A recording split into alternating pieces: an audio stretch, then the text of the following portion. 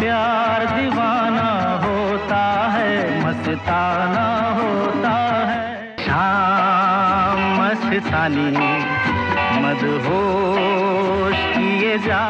आज हम बात करेंगे एक ऐसी खूबसूरत एक्ट्रेस के बारे में जिनको बंगले के पीछे ऐसा कांटा लगा कि वो सबसे कहने लगी, बंगले के पीछे तेरी बेरी के नीचे हरे पिया गाड़ी स्टार्ट कर। कांटा लगा। एक ऐसी फेमस एक्ट्रेस जिसके प्यार में पढ़कर शशि कपूर उनको याद में खत लिख रहे थे। लिखे जो खत तुझे वो तेरी याद में हजारों रंग के नजारे। इस एक्ट्रेस की फिल्में इतनी हिट पर हिट होती थी कि उसका नाम ही लोगों ने हिट गर्ल रख दिया था। क्या बात कर रहे हैं? वो एक्ट्रेस जो अपने हीरो से मिलने के लिए मंदिर का बहाना बनाती थी। मैं तुझसे मिलने आई मंदिर जाने के बहाने। तो हम बात कर रहे हैं 60, 70 और 80 के दशक की सबसे खूबसूरत और हिट पे हिट फिल्में देने वाली एक्ट्रेस आशा पारेख की।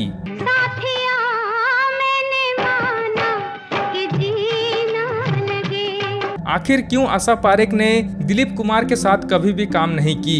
जहां हर एक्टर आशा के प्यार में पड़कर शादी करने के लिए लाइन में लगा हुआ था, तो वहीं आशा ने सभी एक्टर्स को निराशा करते हुए एक शादीशुदा 2 बच्चों के बाप के प्यार में पड़ गई।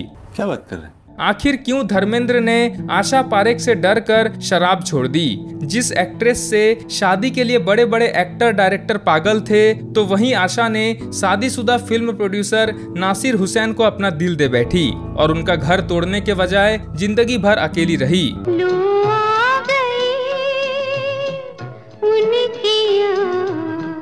वह जिंदगी भर अपने मन को दबाकर कुंवारी ही रह गई। आज आशा पारेख कहाँ है और किस हाल में है, जानेंगे और भी बहुत कुछ। आप बस दिल थाम कर बैठ जाइए और इस वीडियो को एक लाइक कर दीजिए। तो चलिए शुरू करते हैं आशा पारेख की कहानी।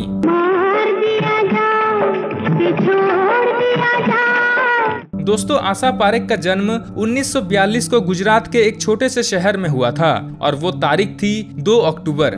एक और चीज हुई थी 2 अक्टूबर को। हाँ, मालूम है, महात्मा गांधी का जन्म और दृश्यम मूवी का वो कांड वाला दिन। आशा पारेख का जन्म हिंदू मुस्लिम के मिलाप से हुआ था। उनके पिता का नाम था बाचू भाई पारेख और माँ का नाम था सलमा, जो शादी के बाद सुधा पारेख बन गई थी। आशा बचपन से डॉक्टर बनने के सपने देखती थी, लेकिन उनकी माँ ने उन्हें समझाया कि तुम्हारा जन्म लोगों की दिल की धड़कन को चेक करना नहीं, बल्कि लोगों की धड़कन को बढ़ाने के लिए हुआ है। कितने शानदार विचार रखते हैं। बचपन में आशा को डांस का बड़ा शौक था, इसलिए उनकी माँ ने बचपन से ही अपनी बेटी को कथक डांस की शिक्षा दिलवाई। जब आशा ने बचपन से ही डांस करना सीखा, तो छोटी सी ही उम्र से वह एक बेहतरीन क्लासिकल डांसर बन चुकी थी और कई बड़े बड़े प्रोग्राम में डांस करने लगी। पर्दे में रहने दो, पर्दा ना उठाओ। और इसी तरह एक स्टेज पर डांस करते हुए उन पर फिल्म डायरेक्टर बिमल रॉय की नजर पड़ गई थी और उन्होंने आशा को एक चाइल्ड आर्टिस्ट के तौर पर अपने फिल्म में साइन कर लिया। 1952 में आई फिल्म माँ में पहली बार आशा ने एक बाल कलाकार की भूमिका निभाई थी। हालांकि आशा की माँ को ना तो फिल्म पसंद आई और ना ही बेटी का काम, लेकिन फिल्म डायरेक्टर्स की नजर में वो आ चुकी थी और उनको फिल्मों में चाइल्ड एक्ट्रेस के तौर पर ऑफर मिलने लगे थे। झूला झूले सखियां, झूला झूले सखियां के घर आजा बालम हमारे। आशा पारेख ने बाप बेटी, आसमान, ज्वाला, अयोध्यापति, चैतन्य महाप्रभु जैसी कई फिल्मों में बाल कलाकार के तौर पर एक के बाद एक लगभग 8 से भी ज्यादा फिल्मों में नजर आ चुकी थी। लेकिन आशा की मां नहीं चाहती थी कि आशा इतनी छोटी सी उम्र में फिल्मों में काम करे और अपनी पढ़ाई लिखाई को कोने में रख दे। उसने आशा से कहा कि पहले अपनी पढ़ाई लिखाई पूरी करो और फिर हीरोइन बनने के सपने देखना। बात तो सही है। तो आशा ने आखिरी बार अपने ही नाम की फिल्म आशा में काम किया और फिर इसके बाद आशा ने फिल्मों से दूरी बना ली और अपनी पढ़ाई लिखाई करने लगी। नहीं, मैं समझा आप भी पढ़ रही हैं। लेकिन अब उन्हें फिल्मों में मजा आने लगा था। उनके दिलो दिमाग में हीरोइन बनने का कीड़ा जाग चुका था। जैसे ही आशा की शुरुआती पढ़ाई लिखाई पूरी हुई और वह 16 साल की हुई, तो उनसे रहा नहीं गया और उसने सोच लिया कि जब सपना पर्दे पर नाचने से ही पूरा होना है, तो मैथ, साइंस और इंग्लिश सीखने का कोई फायदा नहीं है। बात तो सही है। तो उन्होंने पढ़ाई लिखाई छोड़ दी और हीरोइन बनने के लिए निकल पड़ी। उनकी किस्मत अच्छी रही और उन्हें एक साथ 3 फिल्मों में काम करने का मौका मिला। उन्होंने सबसे पहले राजेंद्र कुमार के साथ फिल्म गूंज उठी शहनाई में काम किया। हुस्न वाले तेरा जवाब नहीं। फिल्म की शूटिंग शुरू हुई, लेकिन 3-4 दिन की शूटिंग के बाद ही डायरेक्टर ने उन्हें यह कहकर फिल्म से बाहर कर दिया था कि तुम में वो हीरोइन वाली अदाकारी नहीं है। और फिर आशा की सारी आशाओं का दीपक बुझ गया। ये खबर जैसे ही इंडस्ट्री में फैली कि आशा एक्टिंग में कच्ची है और वह इतनी खराब एक्टिंग करती है कि उन्हें अपनी पहली ही फिल्म से बाहर कर दिया गया, तो ये सुनकर डायरेक्टर उन्हें उनकी दूसरी 2 फिल्मों से भी बाहर कर दिया। और आशा की ऐसी आशा टूटी कि उनके दिल से बस यही निकला, दिल के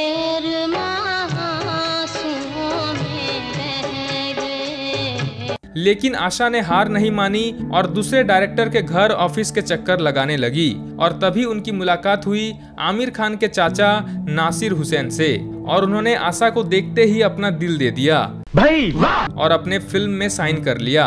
फिल्म का नाम था दिल दे के देखो। दिल दे के देखो, दिल दे के देखो, दिल दे के देखो जी। और इस तरह 1959 में आशा पारेख ने शम्मी कपूर के साथ एक हीरोइन के तौर पर अपनी फिल्मी करियर की शुरुआत की।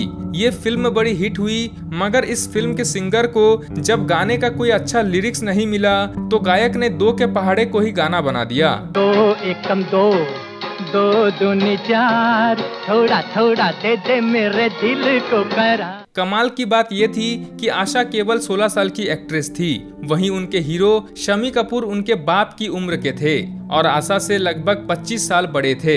ये तो लेटेस्ट न्यूज़ है। एक और कमाल की बात ये थी कि शूटिंग के दौरान शम्मी कपूर की पत्नी आशा को अपनी बेटी की तरह तैयार करती थी और आशा पारेख भी शम्मी कपूर को अंकल कहती थी।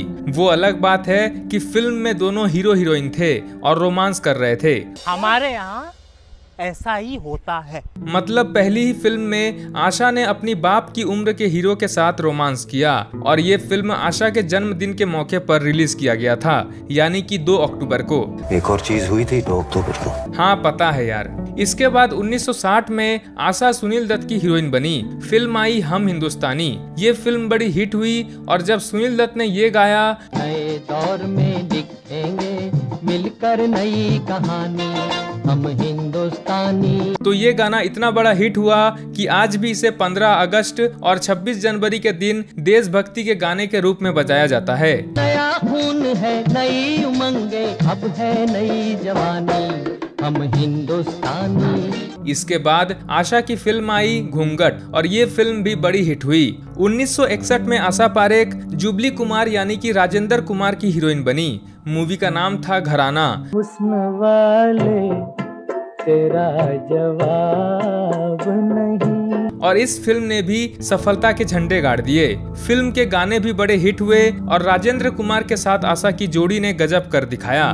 फिल्म में रामायण कथा की मंथरा भी थी जो नाराज बैठी हुई थी और उनके पोते उसे कुछ इस तरह से मना रहे थे। दादी अम्मा मान जाओ। ये फिल्म इतनी बड़ी हिट हुई थी कि इसे कई हफ्तों तक थिएटरों में चलाया गया था। इसके बाद आशा एक बार फिर से सुनील दत्त की हीरोइन बनी और मूवी आई छाया। इतना न मुझसे तू प्यार बढ़ा कि मैं एक बादल आवारा। और इस फिल्म का ये गाना ऐसा था जो दुख और सुख दोनों सिचुएशन में सुना जाता था। इसके बाद आशा ने कहा जब प्यार किसी से होता है। फिर मनोज कुमार ने आशा से कहा अपना बना कर देखो। मतलब पहले के जमाने में फिल्म के नाम ऐसे रखे जाते थे जैसे कोई हीरो हीरोइन एक दूसरे से बात कर रहा हो। अच्छा तो हम चलते हैं, फिर कब मिलोगे। इसके बाद भरोसा, बिन बादल बरसात, मेरी सूरत तेरी आंखें, फिर वही दिल लाया हूँ, जिद्दी, मेरे सनम, तीसरी मंजिल जैसे कई बेहतरीन फिल्मों में आशा पारेख ने काम किया और आशा पारेख हर किसी की चहेती एक्ट्रेस बन गई थी। पर्दे में रहने दो, पर्दा ना उठाओ। 1966 में आशा पारेख ने धर्मेंद्र के साथ काम किया। मूवी का नाम था आए दिन बहार के और ये फिल्म भी बड़ी सुपरहिट हुई। ये गली जब तक फूल बन के खिले। इसके कुछ गाने भी बेहतरीन रहे और आशा पारेख ने हर किसी का दिल जीत लिया था। इसके बाद मनोज कुमार के साथ उन्होंने दो बदन में काम किया। फिर राजेश खन्ना के साथ बहारों के सपने फिल्म आई।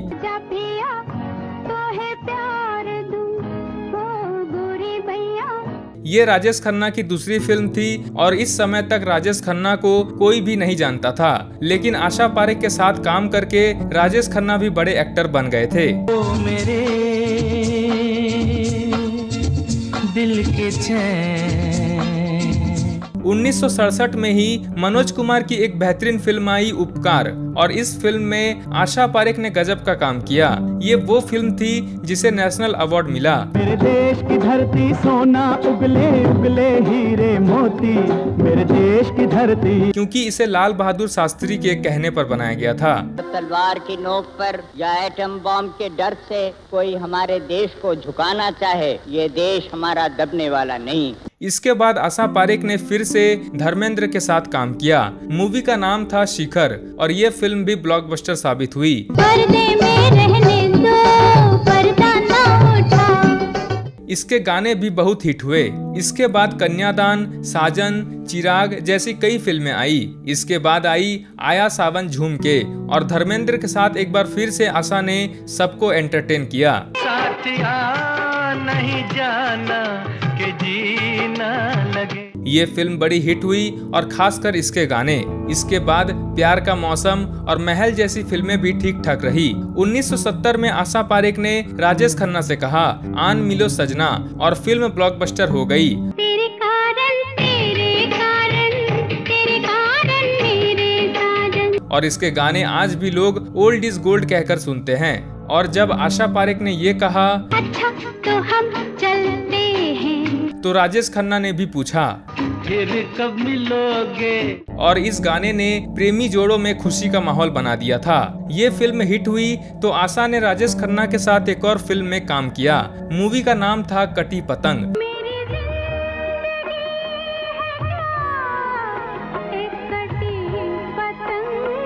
और शायद ही कोई होगा जिसने राजेश खन्ना और आशा पारेख की कटी पतंग ना देखी हो। चाहे भीगे तेरी चुनरिया, चाहे भीगे रे चोली, खेलेंगे। कैसी अपमानजनक बातें कर रहा है लड़का ये फिल्म इतनी बड़ी हिट हुई थी कि आज भी इसे आशा की सबसे बेहतरीन फिल्म माना जाता है। शाम मस्तानी मदहोश किए जा। और इस मूवी के गाने की जितनी तारीफ की जाए उतनी कम लगती है।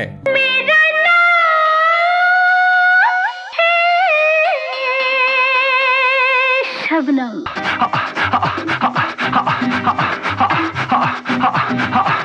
ये क्या है? ये वो फिल्म बनी जिसने राजेश खन्ना को सुपरस्टार बना दिया था। और जब उन्होंने ये गाया तो छोड़ो भी जाने दो यार, हम ना करेंगे प्यार, तो हर कोई उनका दीवाना होता चला गया। इसके बाद 1971 में आशा जितेंद्र के साथ दिखाई दी।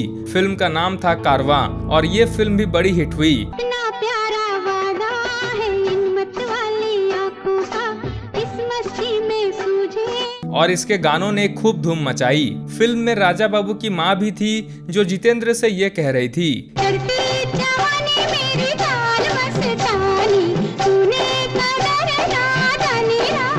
इसके बाद धर्मेंद्र और विनोद खन्ना ने मिलकर कहा मेरा गांव मेरा देश, और ये फिल्म भी बेहतरीन थी। और इसकी गानों की तो क्या ही बात करे। फिर चाहे भरे बाजार में शर्मा शर्मा कर अपनी प्रेम कहानी बताने वाला ये गाना हो, हाय शर्माऊं किस किस को बताऊं, ऐसे कैसे मैं सुनाऊं सबको अपनी प्रेम कहानियां, या फिर धर्मेंद्र को बांधकर उसे पकड़ के धमकी देना हो, मार दिया जाओ, छोड़ दिया जाओ, या फिर ये गाना हो, सोना ले जा रे, चांदी ले जा रे। 1972 में धर्मेंद्र ने समाधि बनाई, मतलब मूवी का नाम था समाधि, और ये फिल्म भी बेहतरीन रही। इसके गाने बड़े हिट हुए। बंगले के पीछे तेरी बेरी के नीचे हरे पिया कांटा लगा। और खासकर फिल्म का ये गाना इतना बड़ा हिट हुआ कि आज भी इसकी धुन पर लड़कियां ऐसे कमर मटकाती है।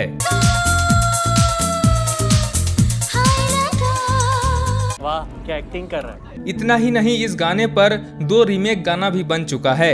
एक गाना अक्षय और शेफाली ने बनाया और दूसरा टोनी कक्कड़ ने भी रिक्रिएट करने की कोशिश की और गाना बनाया उई माँ उई माँ।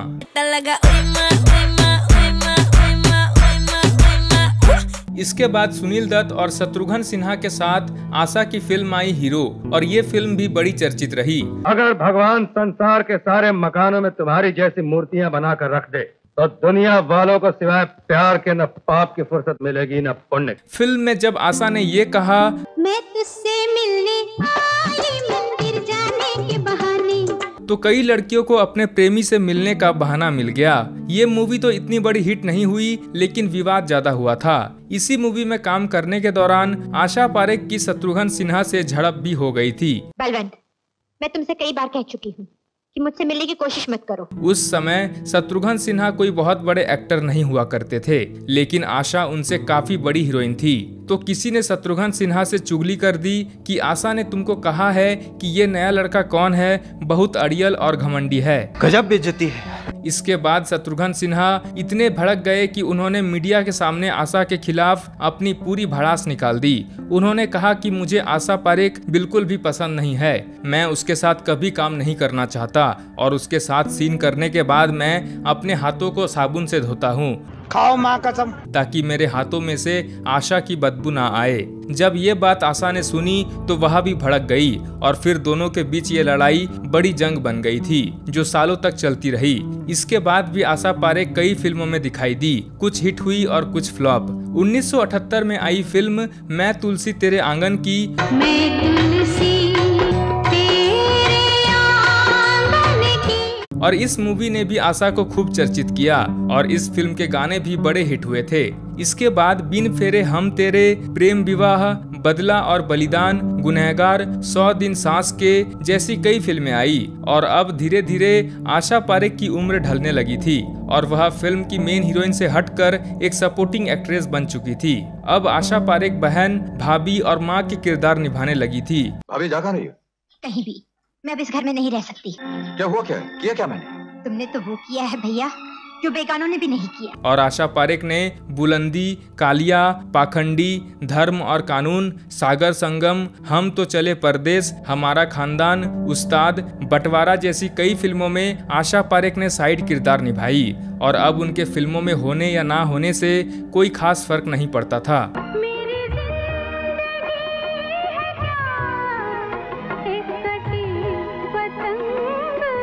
इंडस्ट्री में कई नई हीरोइन आ चुकी थी और आशा पारेख अब उनकी मां या सास बनने लगी थी।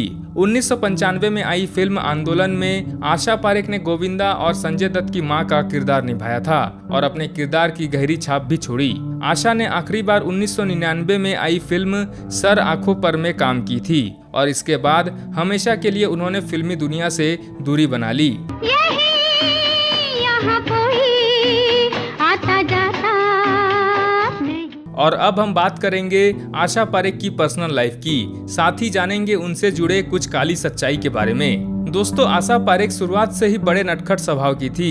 वह अक्सर फिल्म के सेट पर मस्ती मजाक करती रहती थी। कई बार तो उनका मस्ती मजाक और मजाकिया होना फिल्म मेकर को पसंद नहीं आता था। ऐसा ही एक किस्सा था फिल्म घूंघट का। इसके डायरेक्टर थे रामायण बनाने वाले रामानंद सागर की। फिल्म में एक सीन था जिसमें आशा पारेख को रोना था, लेकिन वह उस समय मस्ती मजाक के मूड में ज्यादा रहती थी, तो उसे रोने की वजह हंसी आ रही थी। और अभी तो रुको, क्लाइमैक्स अभी बाकी है। करीब 30 बार रामानंद सागर ने रीटेक लिए, लेकिन सीन शूट नहीं हो पाया। रामानंद सागर सीन के भावनाओं पर इतना खो गए कि उनकी आंखों से भी आंसू निकल आए और आशा ये देखकर और भी ज्यादा हंसने लगी थी। इसके बाद रामानंद सागर का गुस्सा अपने चरम पर पहुंच गया था। उन्होंने सबके सामने आशा को बच्चा दिमाग और लापरवाह कहकर खूब फटकार लगाई और ऐसी लगाई कि आशा पारेख भरे सेट पर ही रोने लगी और डायरेक्टर अपना लक्ष्य पूरा कर लिया और रोते हुए ही उनका सीन शूट कर लिया गया। शाबाश! इस फटकार का आशा पर इतना ज्यादा असर हुआ कि फिर उसने कभी काम को मजाक में नहीं लिया और अपनी एक्टिंग को लेकर भी सीरियस हो गई। भाई फिल्म मेरा गांव मेरा देश में काम करने के लिए आशा पारेख ने 3 लाख रुपए एडवांस में लिए थे, जो उस समय किसी भी हीरोइन को नहीं दिए जाते थे। और ये फीस लेकर आशा उस समय बॉलीवुड की सबसे महंगी हीरोइन बन चुकी थी।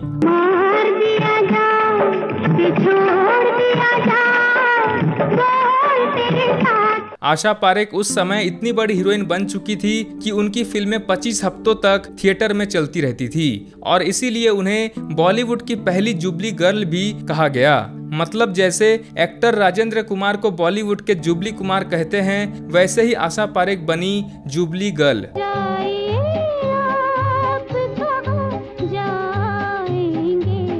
आशा एक बड़ी हीरोइन बन चुकी थी, तो इसीलिए कोई भी छोटा एक्टर उनकी बात को नहीं काटता था और वो जैसा बोलती थी काम वैसा ही होता था। वह फिल्म में अपनी मनमानी भी करने लगी थी।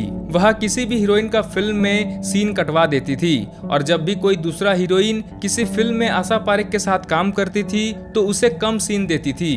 राज कपूर का उस समय बॉलीवुड में एक बड़ा नाम था और हर हीरोइन उनके साथ काम करने के सपने देखती थी। जरा पास आओ तो चैन आ जाए, जरा पास आओ। लेकिन राज कपूर का एक खराब आदत ये था कि वो अपने फिल्मों में हीरोइन को अंग प्रदर्शन के लिए प्रेशराइज करते थे। उनकी किसी भी फिल्म में हीरोइन को नंगा नाच करवाए बिना पूरी ही नहीं होती थी। बात तो सही है। राज कपूर आशा को लेकर एक फिल्म बनाना चाहते थे, लेकिन आशा पारेख किसी भी तरह का बोल्ड सीन देने को तैयार ही नहीं थे और यही कारण रहा कि आशा पारेख ने कभी भी राज कपूर की फिल्म में काम ना करने की कसम खा ली थी। जब आशा पारेख का करियर डूबने लगा था तब भी वह अपने असूलों पर टिकी रही और दूसरे एक्ट्रेसेस की तरह अंग प्रदर्शन नहीं किया। इसी तरह उस समय दिलीप कुमार भी वह अभिनेता थे जिसे देखकर हर लड़की बस ये कहती थी, कहते हैं लोग मैं मर जाऊंगी, और हर कोई उनके साथ काम करने के सपने देखती थी। लेकिन आशा पारेख ने कभी भी दिलीप कुमार के साथ काम नहीं किया। आशा पारेख दिलीप कुमार को पसंद नहीं करती थी। अब क्यों नहीं करती थी ये तो आशा ही जाने। शशि कपूर आशा पारेख को बहुत पसंद करते थे और शायद मन ही मन वह आशा को चाहते भी थे, लेकिन आशा ने कभी भी कुछ कहने का मौका ही नहीं दिया और शशि कपूर को बहुत जल्द ये समझ में आ गया कि आशा उन्हें सिर्फ एक अच्छा दोस्त मानती है।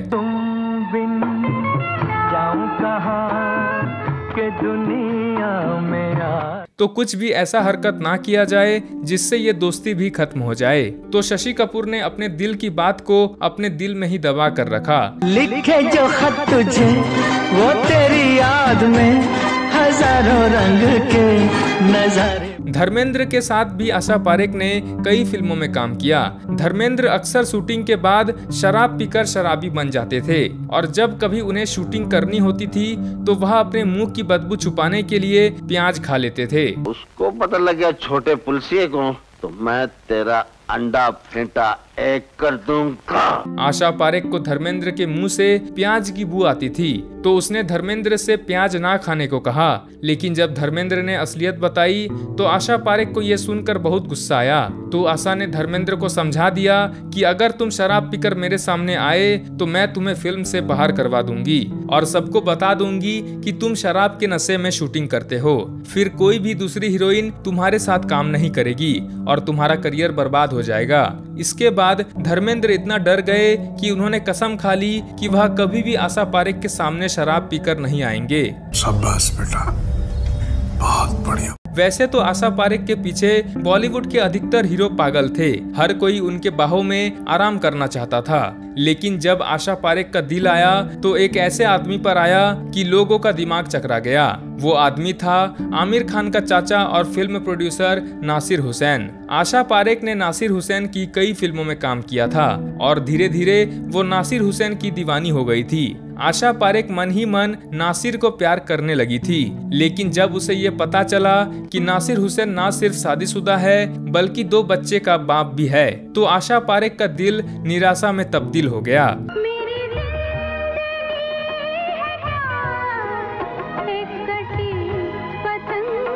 हालांकि आशा ने नासिर को प्यार करना कभी नहीं छोड़ा था, लेकिन कभी भी अपनी दिल की बात नासिर हुसैन को नहीं बताई, क्योंकि आशा पारेख नहीं चाहती थी कि उनकी वजह से एक खुशहाल परिवार टूट जाए और एक औरत की जिंदगी बर्बाद हो जाए। यही सब सोचकर उसने अपने प्यार को अपने ही अंदर दबा कर रखा और जिंदगी भर शादी ना करने की कसम खा ली।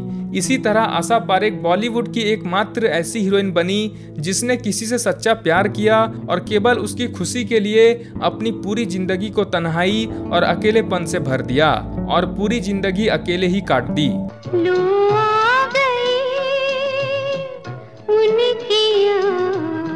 आशा पारेख ने खुद की प्रोडक्शन कंपनी भी खोली थी जिसका नाम था आकृति, और उन्होंने पलाश के फूल, बाजे पायल, कोरा कागज, दाल में काला जैसी कई टीवी सीरियल्स भी बनाई। आशा पारेख साल 1994 से 2000 तक सिने आर्टिस्ट एसोसिएशन की चेयरमैन भी रही है और वह बॉलीवुड की पहली महिला बनी जो सेंसर बोर्ड की सदस्य रही। फिर मैं हीरोइन बनी, उसके बाद मैं डिस्ट्रीब्यूटर बनी, डिस्ट्रीब्यूटर बनने के बाद प्रोड्यूसर बनी, उस दौरान में सिने आर्टिस्ट एसोसिएशन की प्रेसिडेंट बनी और उसके बाद मैं सेंसर बोर्ड की चीफ बनी। और सालों तक उन्होंने फिल्मों के सीन्स को कंट्रोल करने का भी काम किया, मतलब फिल्म का कौन सा सीन रखना है और कौन सा हटाना है इसका फैसला वही करती थी। उनके अप्रूवल के बिना फिल्म को पब्लिश करने का सर्टिफिकेट ही नहीं मिलता था और वह कई फिल्म डायरेक्टर्स से भिड़ भी जाती थी। शेखर कपूर की फिल्म एलिजाबेथ में कुछ सीन ऐसे थे जो आपत्तिजनक थी। आशा पारेख ने वो सभी सीन हटाने को कहा, जिस पर शेखर कपूर आशा पारेख से नाराज हो गए। साले को बम से उड़ा दूंगा एक बार हाथ में आ जाए तो। इसी तरह महेश भट्ट की फिल्म जख्म में भी कई सीन ऐसे थे जो बहुत ज्यादा हिंदू मुस्लिम करने वाले थे और आशा पारेख को वो सीन बिल्कुल भी सही नहीं लगा। हालांकि कहानी अच्छी है लेकिन कुछ सीन्स एलिजिबल नहीं है पब्लिश करने के लिए। इस पर महेश भट्ट इतना ज्यादा भड़क गए कि उन्होंने आशा पारेख को धमकी दे दी कि मैं ये सीन दिल्ली के होम मिनिस्टर से पास करवाऊंगा, और वो सीधे लाल कृष्ण आडवाणी के पास पहुंच गए। उस समय लाल कृष्ण आडवाणी गृह मंत्री थे। हालांकि होम मिनिस्टर ने आशा पारेख को सही ठहराया और महेश भट्ट को फिल्म से सीन्स हटाने को कहा। बाद में आशा पारेख और महेश भट्ट के बीच तनाव बना रहा और महेश भट्ट आशा पारेख के घर के सामने आशा पारेख मुर्दाबाद के नारे लगाते हुए हंगामा करने लगे। एक बिजनेसमैन, एक दलाल बैठा है, वो दलाल जो है हम लोग की प्राइवेट लाइफ को बेचने का क्लेम करता है। इसके बाद महेश भट्ट को कोर्ट में आके आशा से माफी मांगनी पड़ी।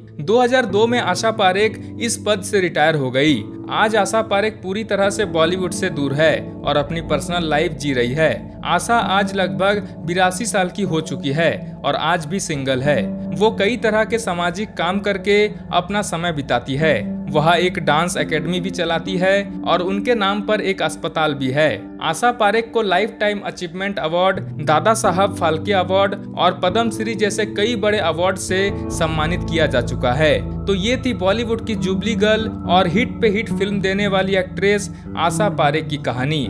आपको ये कहानी कैसी लगी आप हमें नीचे कमेंट करके जरूर बताइए। साथ ही इस वीडियो को लाइक करके चैनल को सब्सक्राइब करना बिल्कुल ना भूले। साथ ही बेल आइकन को प्रेस कर दीजिए। धन्यवाद आपका। बंगले के पीछे तेरी बेरी के नीचे हरे पिया कांटा लगा।